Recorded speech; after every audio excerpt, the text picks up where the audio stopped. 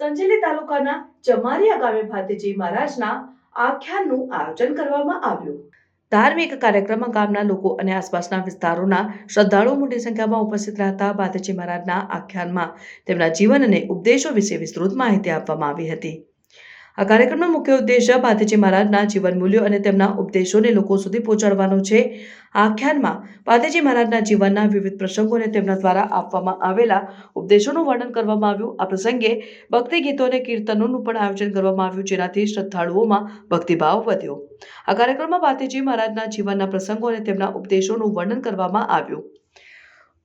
ભાતીજી મહારાજના જીવન મૂલ્યો અને તેમના ઉપદેશોનું મહત્વ સમજાવવા માટે આ કાર્યક્રમનું આયોજન કરવામાં આવ્યું છે। આ પ્રસંગે ભક્તિ ગીતો અને કીર્તનોનું પણ આયોજન કરવામાં આવ્યું, જેનાથી શ્રદ્ધાળુઓમાં ભક્તિભાવ વધ્યો। આ કાર્યક્રમમાં ગામના લોકો અને આસપાસના વિસ્તારોના શ્રદ્ધાળુઓ મોટી સંખ્યામાં ઉપસ્થિત રહ્યા હતા।